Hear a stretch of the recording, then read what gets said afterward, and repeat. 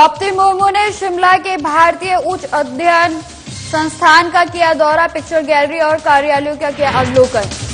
शिमला पहुंचे गोवा विधानसभा के अध्यक्ष रमेश तावड़कर, हिमाचल प्रदेश विधानसभा की ई प्रणाली के बारे में ली जानकारी। कुल्लू में कांग्रेस कार्यकर्ताओं ने किया प्रदर्शन, केंद्र सरकार पर साधा निशाना, कहा देश के संविधान को कुचल रही बीजेपी सरकार। शिमला निगम चुनाव को लेकर कांग्रेस की रणनीति तैयार, कांग्रेस ने 8 सेक्टर में बांटे वार्ड, मंत्रियों के साथ विधायकों को सौंपी जिम्मेदारियां। और सोलन के डाइट प्रशिक्षण संस्थान में वार्षिक पुरस्कार वितरण समारोह का आयोजन, मुख्य संसदीय सचिव ने की शिरकत। नमस्कार, मैं निकिता कश्यप स्वागत है आप सभी का। राष्ट्रपति द्रौपदी मुर्मू शिमला के अपने 4 दिवसीय प्रवास के दौरान आज भारतीय उच्च अध्ययन संस्थान का दौरे पर हैं। इस अवसर पर राज्यपाल शिव प्रताप शुक्ला भी मौजूद रहे। राष्ट्रपति ने संस्थान में पिक्चर गैलरी, पुस्तकालय, तत्कालीन संरक्षित कार्यालय और मुख्य भवन के प्रांगण का अवलोकन किया। इस अवसर पर संस्थान की अध्यक्ष शशि प्रभा कुमार, इंदिरा गांधी राष्ट्रीय मुक्त विश्वविद्यालय नई दिल्ली की कुलपति और संस्थान के निदेशक मागेश्वर राव, उपाध्याय शैलेंद्र राज मेहता और सचिव सुभद्र कुमार प्रधान ने राष्ट्रपति का स्वागत किया। इस अवसर पर मिनिस्टर इन वेटिंग शिक्षा मंत्री रोहित ठाकुर समेत कई वरिष्ठ अधिकारी भी मौजूद रहे।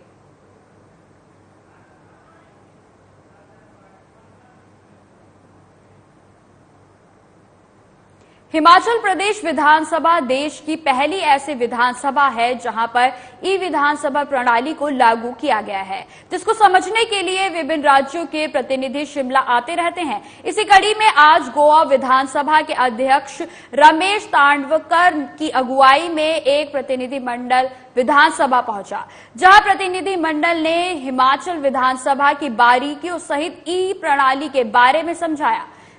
हिमाचल प्रदेश विधानसभा अध्यक्ष कुलदीप सिंह पठानिया ने बताया कि हिमाचल प्रदेश की विधानसभा देश के प्राचीनतम विधानसभाओं में से एक है, जिसका अपना इतिहास है। हिमाचल प्रदेश विधानसभा ऐसी विधानसभा भी है जहां सबसे पहले ई प्रणाली को शुरू किया गया। हिमाचल विधानसभा देश भर के लिए एक आदर्श बनी है। वहीं गोवा विधानसभा के अध्यक्ष रमेश तावड़कर ने बताया कि हिमाचल प्रदेश विधानसभा के बारे में जानकर उनको खुशी हुई। गोवा में भी ई विधानसभा प्रणाली को शुरू किया गया है, जिसके लिए कुछ कमियां हैं जो जल्द ही दुरुस्त कर ली जाएंगी। विधानसभाओं के अंदर होती रहती है। हमारी विधानसभा की कमेटियां जब कभी दौरे पर देश में जाती हैं तो वहां विशेष रूप से वहां की जहां जिन प्रदेशों में जाएंगी वहां के माननीय अध्यक्ष और उनके वहां के जो मेंबर्स हैं, honourable members of those committees, उनके साथ वो इंटरेक्शंस होती है। वर्किंग क्या है हमारा और उनका, उसको हम शेयर करते हैं और जहां कहीं एक दूसरे को इम्प्रूव करने की आवश्यकता हो तो उसमें हम इस बात को देखते हैं। जहां तक हिमाचल प्रदेश का ताल्लुक है, ये आए हैं और हिमाचल प्रदेश की विधानसभा में, हिमाचल प्रदेश की विधानसभा ऐतिहासिक है, आप भी जानते हैं, क्योंकि ये जो है ब्रिटिश पीरियड में ये पार्लियामेंट की समर कैपिटल थी। आज गोवा से हमारा एक्स एमएलएस का फोरम और एक्स एमपीज का जो एक फोरम रहता है, उस फोरम का मैं एज ए स्पीकर के नाते उसका चेयरमैन होता है। उसका डेलीगेशन आज यहाँ सिक्किम के विधानसभा और वहाँ का पूरा समझने के लिए हम लोग आए। हमारे इस फोरम के माध्यम से हम लोग के जो फोरम में जो एक्स मिनिस्टर रहते हैं, एक्स एमपीज रहते हैं, एक्स एमएलएस रहते हैं, उनका भी गोवा के विकास में किस तरह से उपयोग हम ला सकते हैं, उसके फोरम के माध्यम से कि हर महीने में चर्चा होती है, हर साल में उसका दिन। धर्मशाला में चल रहे G20 सम्मेलन के दूसरे दिन सभी डेलीगेट्स ने धर्मशाला में चाय बागानों का दौरा किया। इस दौरान G20 सम्मेलन के डेलीगेट्स ने कांगड़ा में तैयार होने वाली चाय को तोड़ने का अनुभव भी लिया। जबकि इसके बाद 8 प्रकार की कांगड़ा चाय की भी जानकारियां ली और चुस्कियां लेकर टेस्ट किया। मेहमानों को कांगड़ा की स्पेशल टी ओलोंग चाय भेंट की गई। धर्मशाला चाय उद्योग के मैनेजर अमनपाल सिंह ने बताया कि G20 सम्मेलन के डेलीगेट्स का स्वागत भी किया गया है। इसके बाद G20 सम्मेलन के सभी डेलीगेट्स ने चाय के बागानों का करीब 2.5 घंटे तक दौरा किया। इस दौरान सभी मेहमानों ने चाय की पत्तियां चुनने का अनुभव भी लिया।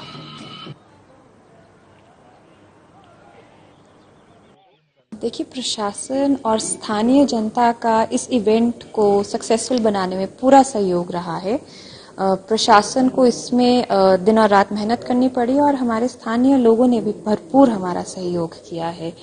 जैसे कि विदित है, 18 तारीख से हमारे जो डेलीगेट्स थे वो आने लग गए थे और 19 तारीख को मीटिंग्स का दौर चला था। उसके उपरांत डिनर था जिसको HPCA में किया गया था पिछले कल, और आज यानी कि 20 तारीख को एक एक्सकर्जन प्लान किया गया था जिसमें हम इनको लोकल धर्मशाला दिखाना चाहते थे।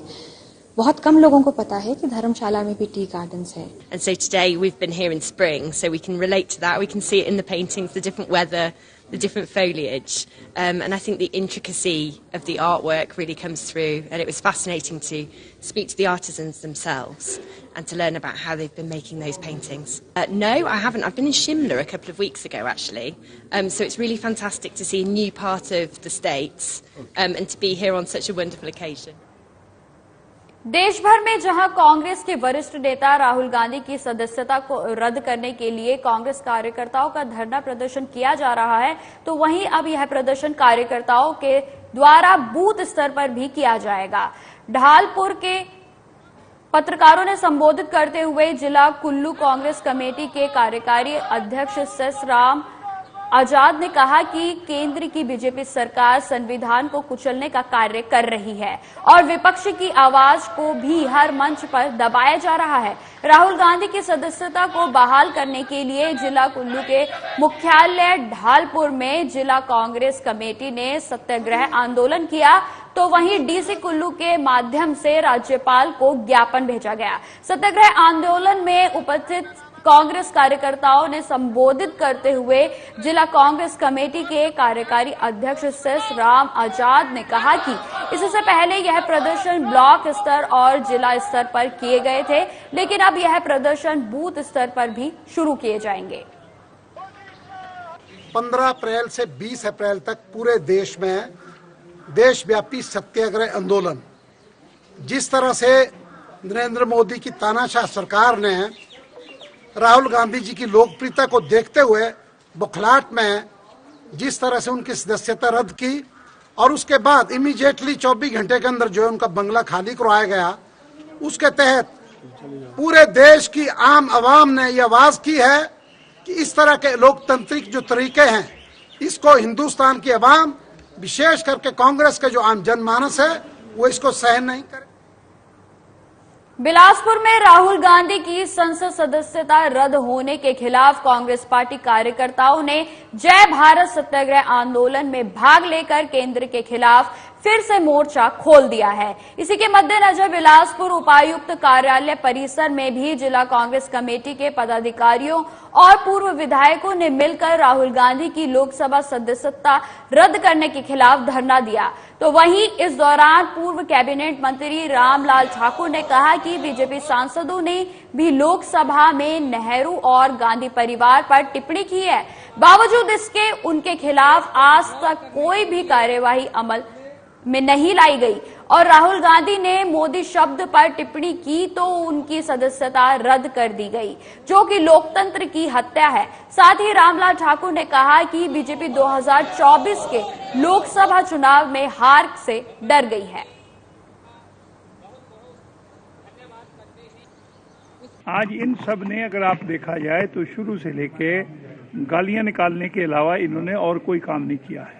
पार्लियामेंट के रिकॉर्ड उठा लीजिए हिंदुस्तान में, क्योंकि उसमें जो है वो इस प्रकार का हमारा जो तंत्र है वो नहीं होता था, लेकिन फिर भी अखबारों में देख लीजिए आप, पुराना इतिहास उठा लीजिए, इन्होंने महात्मा गांधी से लेके पंडित जवाहरलाल नेहरू से लेके इंदिरा गांधी से लेके जितने भी हमारे राष्ट्रभक्त नेता हुए हैं उनके ऊपर प्रहार किया है। भारतवर्ष के संविधान को तोड़ने का प्रयास हो रहा है। इस प्रकार से जो कंप्लेन करने वाला था उसने भी रिक्वेस्ट करी कि मैं अपने केस को वापस लेना चाह रहा हूं, लेकिन सब कुछ रिवाइव करने के बाद आज हुआ ये है कि हिंदुस्तान में एक ऐसा केस जो है वो सामने आया और 2024 के चुनाव से पहले कांग्रेस पार्टी के खिलाफ और हमारे नेता के खिलाफ इस प्रकार का षड्यंत्र जो है वो हुआ है। लोकप्रिय नेता राहुल गांधी जी के खिलाफ इन्होंने षड्यंत्र रचा है और उनकी सदस्यता को रद्द कर दिया गया है। उसके खिलाफ जो है पूरे हिमाचल प्रदेश में जो है वो सत्याग्रह किया है। आज हमारे यहाँ जिला बिलासपुर में भी जोरों शोरों से यहाँ पे धरना प्रदर्शन किया। इसमें हमारे सभी शीर्ष जिला के सभी शीर्ष नेता, सभी हमारे जिला कांग्रेस कमेटी के सभी पदाधिकारी, यूथ कांग्रेस, NSY, महिला कांग्रेस, इंटक सभी पदाधिकारी यहाँ पे पहुंचे हैं। हमारा बस यही कहना है कि एक तानाशाही जो है वो ठीक नहीं है और राहुल गांधी जी के खिलाफ जो षड्यंत्र रचा जा रहा है वो गलत। शिमला नगर निगम चुनाव को लेकर कांग्रेस ने रणनीति तैयार कर ली है और शिमला को 8 सेक्टर में बांटा गया है, जिसमें 5 मंत्रियों के साथ विधायकों की चुनौती भी वार्डों में की गई है। सभी वार्डों में मंत्रियों और कांग्रेस के वरिष्ठ नेताओं को प्रभारी बनाया गया है, जबकि 7 विधायकों को सह प्रभारी नियुक्त किया गया है, जो कि डैमेज कंट्रोल करने के साथ ही चुनाव प्रचार भी देखेंगे। कांग्रेस के प्रदेश प्रभारी देवेंद्र बुशेरी का कहना है कि पिछले दिन नामांकन का आखिरी दिन था और 21 अप्रैल को नामांकन वापस ले सकते हैं। 21 अप्रैल के बाद मुख्यमंत्री, मंत्री और कांग्रेस के कई बड़े नेता प्रचार के लिए जाएंगे। ये सारी चीजें स्पष्ट हो जाएगी, क्योंकि घोषणा पत्र तो आता ही विड्रॉल जब होता है उसके बाद ही जारी होता है, किसी भी पार्टी का हो। तो भारतीय जनता पार्टी का भी नहीं हुआ। जहाँ तक विधानसभा के चुनाव के दौरान हमने गारंटियां दी और उन गारंटियों में मुख्य रूप से जो OPS का मामला था वो तो सरकार ने उसको तो जो है वो अमली जामा पहना दिया और वो तो शुरू हो गया। देखिए, प्रचार तो मैं समझता हूँ पिछले 2-3 दिन से चल रहा है हर वार्ड के अंदर, और पिछले दिन जो है वो नामांकन पत्र का आखिरी दिन था और आज स्क्रूटनी होनी है और 21 को विड्रॉल होना है। और आफ्टर विड्रॉल जो हमारे MLAs और ministers, chief minister, PCC president हैं, वो जो है हर वार्ड में इलेक्शन। फिलहाल इस बुलेटिन में इतना ही। देश दुनिया की तमाम खबरों की जानकारी के लिए बने रहें हमारे साथ। नमस्कार।